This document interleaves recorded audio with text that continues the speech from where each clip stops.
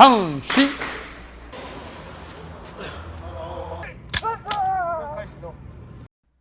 As artes marciais fazem parte da cultura do Japão. Vamos citar 3 delas. Era o século XVIII, em Okinawa, sul do Japão, surgia a técnica de luta sem armas.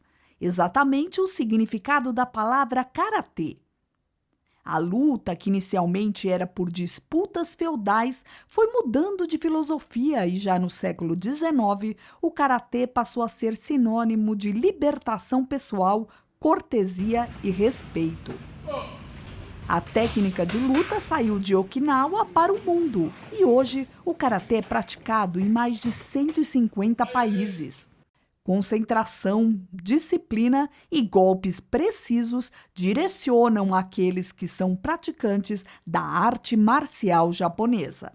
E como objetivo, ou objetivos finais do karatê, nós temos principalmente um comprometimento com a libertação do ser humano, produzir uma condição de liberdade interior do ser humano através do desenvolvimento da paz espiritual, da paz interna do ser humano, daquele praticante.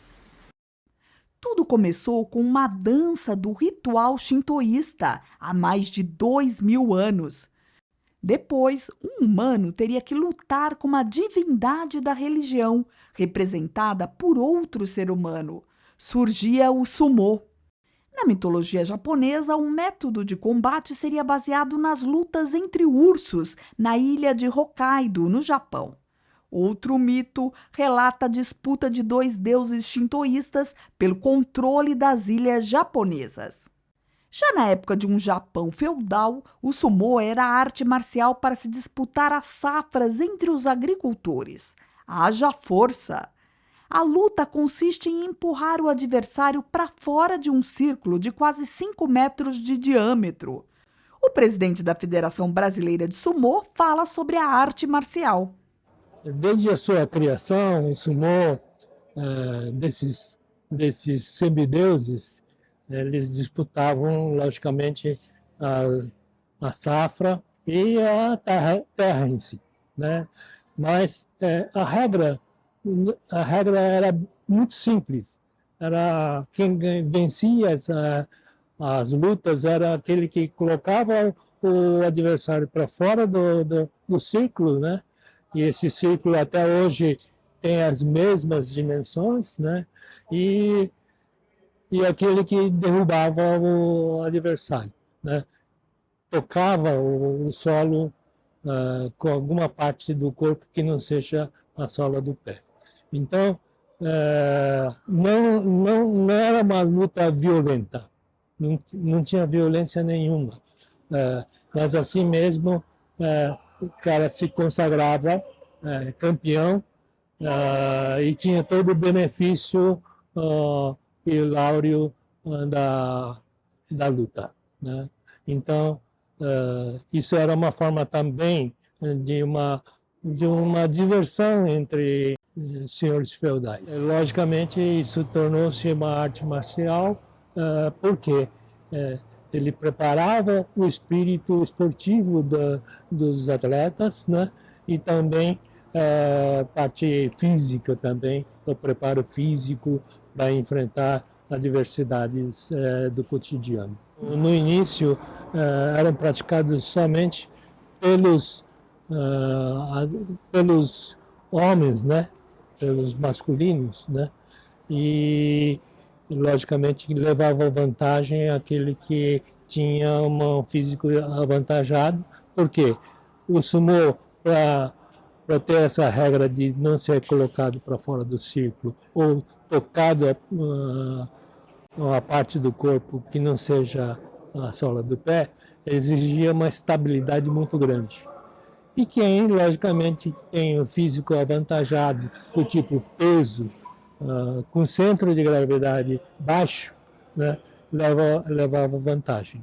No Brasil, veio com os primeiros imigrantes, né, trazido com a cultura do shintoísmo.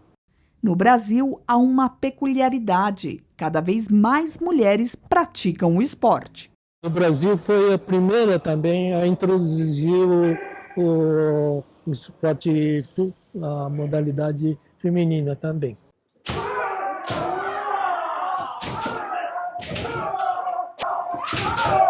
A arte secular, que já foi uma forma de luta e sobrevivência. O Kendo, que significa caminho da espada. A origem se deu por volta do ano de 1350, quando espadas eram ofertadas aos templos ou senhores da época de um Japão feudal. Uma ordem de guerreiros aristocratas, surgida 200 anos antes, no ano de 1100, e que dominavam o Japão. Foi com eles que o Kendo foi criado. Foi assim que, em 1185, os samurais e suas espadas dominaram o Japão por séculos. Em 1876, a classe guerreira dos samurais foi extinta, mas a arte do Kendo permaneceu.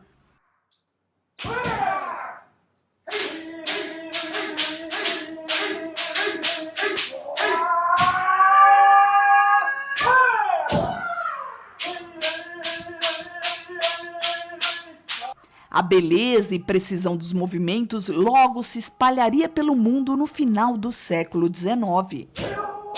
O Kendo passou a ser praticado nos países da Ásia e da Europa, até chegar nas Américas no início do século XX, migração japonesa, inclusive no Brasil. O Kendo e samurais inspiraram animes, séries e filmes no Japão e em Hollywood. Com a chegada dos japoneses ao Brasil, muitos descendentes praticavam a arte, até que em 1933 foi criada a primeira associação de Kendo do país. Com exceção da interrupção durante a Segunda Guerra Mundial, o Kendo se difundiu principalmente em São Paulo, onde está a maior colônia japonesa fora do país do Sol Nascente. Foi aqui no pavilhão japonês, no Parque do Ibirapuera, em São Paulo, que o professor Ronaldo e mais 3 aprendizes de Kendo deram uma demonstração para a nossa equipe de reportagem.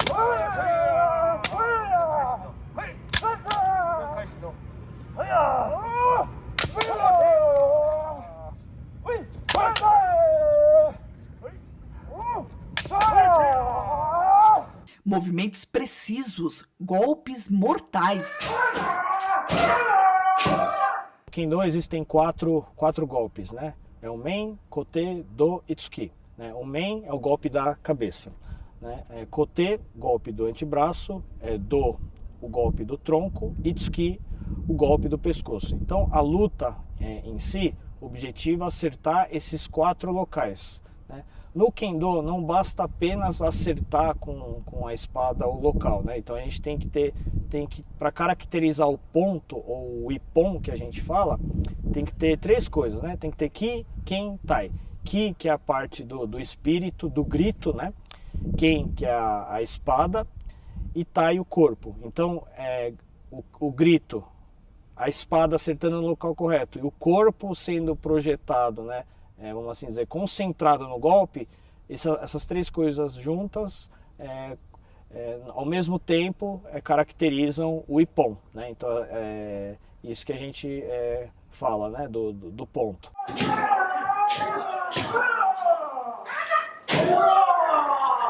Hoje as espadas são de bambu e há proteção na cabeça e no tórax. O Shinai, né, a espada é feita de bambu, são 4 varetas de bambu juntas, né, representam o katana, né, que a gente fala katana, que é a espada samurai, né, que tem um lado só de corte.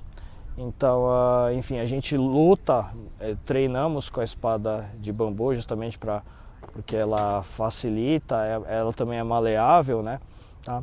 E aí tem a parte do equipamento, né? Então aqui é o Do, né? Que é a parte do tronco, né? Chama Do. Tem essa parte aqui de baixo, aqui mais aqui, né? Protege um pouco mais embaixo, que é o Tare. E o Men, que é a máscara, né? Chama Men, que é a máscara. E lembrando também tem um Kote, né? Que protege as luvas, né? Que protegem os braços, né? Que chama Kote. Pode ir lá no Bunkyo, vocês podem fazer aula teste, né? E a gente empresta a espada, os equipamentos, tudo. Fomos conhecer a Bunkyo Kendo e constatamos que a arte hoje é praticada não só por descendentes de japoneses, O treino é puxado e exige muita concentração.